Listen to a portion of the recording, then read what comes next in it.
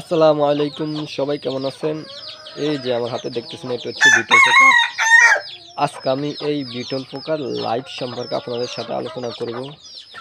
যারা বিটল পোকা সম্পর্কে জানতে চান, বিটল পোকার লাইফ সাইকেল সম্পর্কে জানতে চান, তারা ভিডিওর সাথেই থাকুন। এখানে হচ্ছে এগুলা বিটল পোকার মাদার। আমি দেখাই আপনাকে। এখানে লার্ভাও আছে।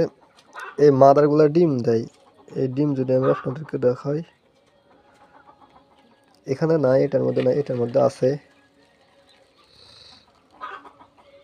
এই সাদা সাদা যেগুলো আপনারা দেখতেছেন, এগুলো হচ্ছে ডিম। এই ডিম থেকে ডিম ফুটে লার্ভা হবে। এই লার্ভা এগুলো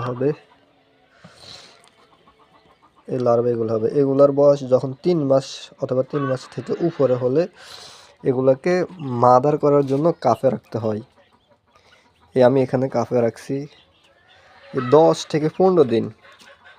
এই কাফের মধ্যে কোনো খাদ্য দিই নেই। 10 থেকে 15 দিন এভাবে থাকবে। এভাবে থাকার পর এগুলা ফিউফাতে পরিণত হবে। এখানে একটা ফিফা আছে, এই ফিফা আবার 10 থেকে 15 দিনে আমি এখানে ভিন্ন করে রাখছি। 10 থেকে 15 দিন এভাবে থাকবে। এগুলো দেখতে দেদামৃত, কিন্তু জীবিত লড়ে, লড়ে। এই 10 থেকে 15 দিন পর এই মাদারে পরিণত হবে। এই ফিফাগুলো এখানে থাকে 10 থেকে 15 দিনে, কিছু খায় নাই। আবার এখানে এই লার্ভাগুলো যে রাখছি, এগুলো কিছু খায় নাই।